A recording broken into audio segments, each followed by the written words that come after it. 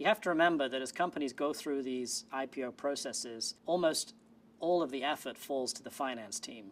And if that finance team is already stretched as a private company, when they go through the work of doing a public company offering, they're going to be stretched beyond belief. If the company is also taking on some additional initiatives, restructuring, changing its ERP system, and acquisition, it's just going to put a ridiculous burden on this finance team, and they're not going to be able to get any of it done, never mind the IPO.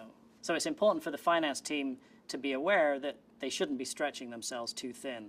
The IPO market windows open and close very quickly, and if you miss an open window, it can be catastrophic to your valuation. 5 years ago, 2007, windows for opportunity to price an IPO were really open for a long time. Companies would start preparing once the market looked good, they'd race to get to the market, they'd get out, everyone would be happy. The last couple of years, what we've seen is those market windows open and close very quickly. So now companies have to start getting ready, get their registration statement on file, so that when those market windows open, they can launch and they can be ready to launch and be at the top of the list when it's a good time to price. So we often get asked about material weaknesses in an IPO. A material weakness exists when the internal control structure essentially has a failure. Public companies are required to report on their internal control structure. CEO and CFO are required to certify to that internal control structure.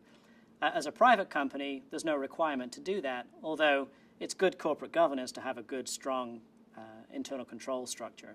The concern sometimes is that, can we go public if we've got a material weakness?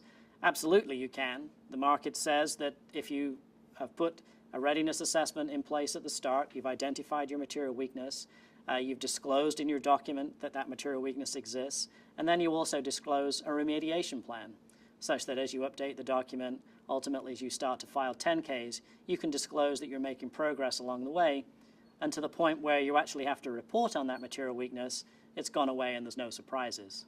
The worst case scenario is you don't do that initial assessment up front, and then at some point in your evolution, you get a surprise. You have to disclose to the market you have a material weakness after you've gone public, and there's been many examples where that's just destroyed a company's share price.